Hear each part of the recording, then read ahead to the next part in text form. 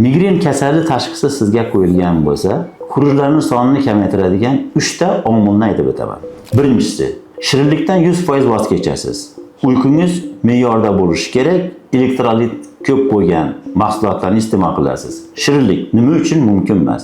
Shirinlik hujayraning ichidagi bor sizga kerak bo'lgan elektrolitlarni ham tashqariga qarab haydaydi.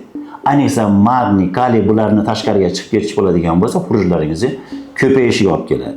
Uyquni bo'lmasligi bo'ladigan bo'lsa, organizm dam olmagandan keyin ertasiga immun sistemani deyarli 50% ga kamayib ketishi bu xurujlaringizni ko'payishiga olib keladi. Bu yerda uyquni faqat soati ahamiyatga ega emas. Uyquni sifati ahamiyatga ega. Agar siz soat 10larda uxlab turib, 7 soat, 8 soat uxlab chuqur uyqu yaxshi bo'ladigan bo'lsa, bu sifatli uyqu hisoblanadi. Agar siz kech yotib turib, 11-12larda yotib turib, ertalabgacha uxlab 10largacha, uning orasida bir necha marta uyg'onadigan bo'lsangiz, umumiy hisobi 8-10 soatga yetadigan bo'lsa ham, bu uyqu sizga foydasi deyarli bo'lmaydi.